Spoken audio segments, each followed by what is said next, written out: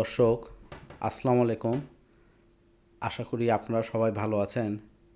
আজকে আমি আপনাদেরকে দেখাবো নতুন শাকার চারা কিভাবে লাগাতে হয়। আপনারা আমার গত ভিডিওতে দেখছেন আমি কিভাবে শাকার চারাটা কাটছি ওটা আর কি। তো আজকে আমি দেখাবো এটা কিভাবে লাগাতে হয়, এবং আমি যেভাবে লাগাবো মোটামুটি গাছটা দ্রুত হয়ে উঠবে এবং গাছের গ্রোথটা খুব ভালো হবে। তবে এটা কিছু ব্যাপার আছে। আমি এর আগে একটা ভিডিও করছিলাম যে কিভাবে মাটি প্রস্তুত করা হয়। আপনারা জানেন মাটি আমি দুই রকমভাবে প্রস্তুত করছি। এই যে মাটিটা এখন দিয়ে দিল নিচে একেবারে আপনারা দেখতেছেন, এই এই এই মাটিটাতে কিন্তু রাসায়নিক সার আছে।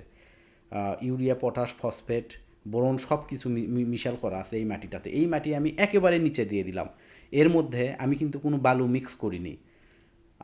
আপনারা এর আগেও দেখছেন এটা একেবারে সাদা মাটি। আমি কিন্তু আর বালু মিক্স করি না। খেজুর গাছ লাগাতে অনেকে আমি দেখি বালু মিক্স করে, আমি কিন্তু তা করি না।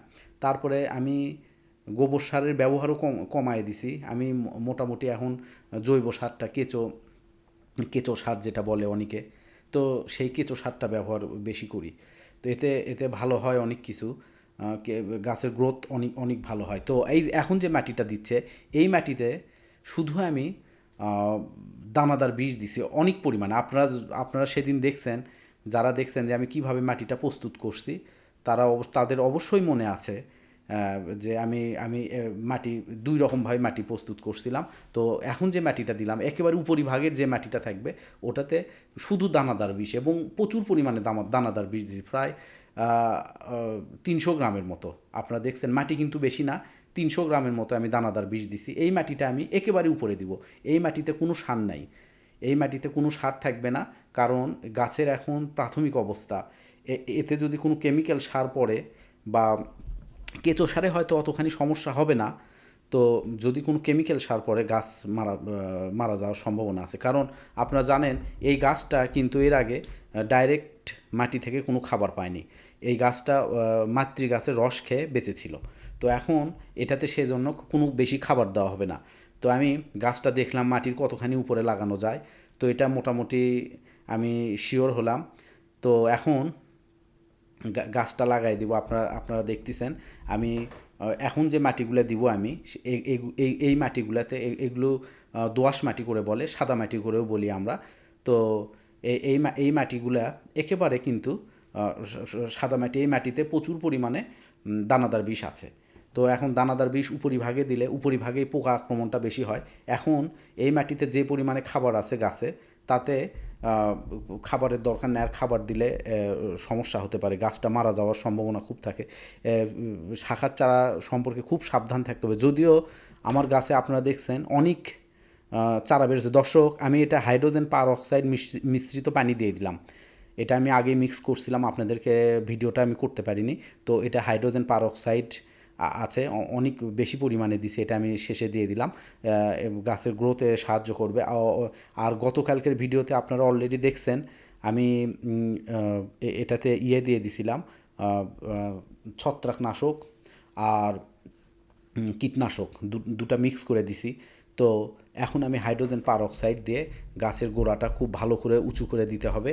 দেখেন আপনারা, আমি আবার বলতেছি আপনাদেরকে।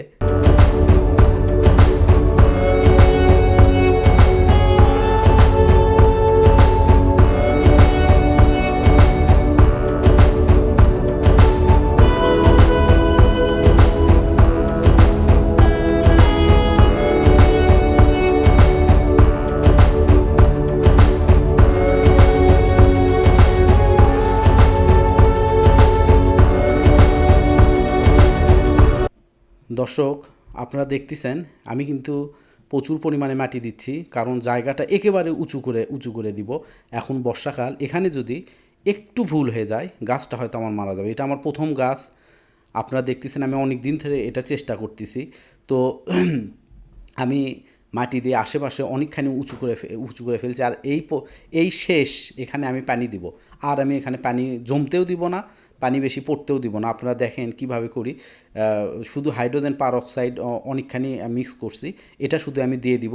কারণ এতে গাছের অনেকখানি ভালো হবে। আর উপরে তো আছেই, উপরে এই যে মাটি আমি দিচ্ছি এতে প্রচুর পরিমাণে দানাদার বিষ আছে, তো পোকা আশেপাশে আসার কোনো চান্সই নাই। আর এখন মাটিগুলো ভালো মতো দিব। আর আপনাদেরকে একটা কথা বলে রাখি, এখন কিন্তু বাংলাদেশে অনেক সময় খরা হচ্ছে, আবার বৃষ্টি হচ্ছে। এই যে দেখেন গাছের চারপাশে আমি 4টা খুঁটি দিছি, এটা আমি উপরে উপরে একটা কাগজ বেঁধে দিব, কারণ আমি চাই না এখানে অন্তত 20 দিন কোনো রোদ পড়ুক। রোদ পড়লে গাছের সমস্যা হতে পারে, গাছের পাতাগুলা অসুবিধা হতে দেখেন অলরেডি উনি বাঁধা শুরু করছে, ওটা প্লাস্টিক, ওটা উপরে উপরে বেঁধে দিব যাতে কোনো রকমের গাছে রোদ না পড়ে। বিশেষ করে বাংলাদেশে এখন এমন অবস্থা, হয়তো বৃষ্টি হবে 5 দিন, সমস্যা নাই, বৃষ্টি হলে এই আবহাওয়াটা ভালো, কিন্তু যদি খরা এখন হয়, খরা হতেই পারে, তাহলে হয়তো গাছের একটু সমস্যা হবে। যদিও আমার গাছে অনেক পরিমাণ শিকড় বের হয়েছে, তো আমি এই রিস্কটা নিতে চাচ্ছি না। তো দেখেন আমি কিভাবে এটা বেঁধে দিছি, আমার মনে হয় সবার এই রকম করা উচিত। আপনারা দেখেন দর্শক, এটা এটা কেমন করে, এটা খুব কঠিন ব্যাপার না, কারণ আমি একটু দূরে থাকি, সব সময় এটা মনিটর করা সম্ভব না। তো ওই ওই পলিথিনটা মানে ওই ইয়াটা আমি একটু ফুটা করে দিছি, যদি কোনো বৃষ্টির পানি হয় একটু হয়তো গাছে পড়বে বা বাইরে থেকে গাছে পড়তে পারে। গাছের গোড়াও কিন্তু আমি অনেক উঁচু করে দিছি, ওখানে পানি জমার কোনোই সম্ভাবনা নাই। দেখেন আপনারা, কোনো পানি জমার সম্ভাবনা, আর এখন কোনো পানি জমতে দেওয়া হবে না, আর বেশি রোদও পড়তে দেওয়া হবে না। তো এইভাবে যদি লাগানো যায় আমার মনে হয় গাছটা মারা যাওয়ার চান্স অনেক কম। তো দর্শক, আমি আপনাদেরকে আরও আপডেট দিব। আমার ভিডিওটা দেখার জন্য অনেক ধন্যবাদ। আসসালামু আলাইকুম।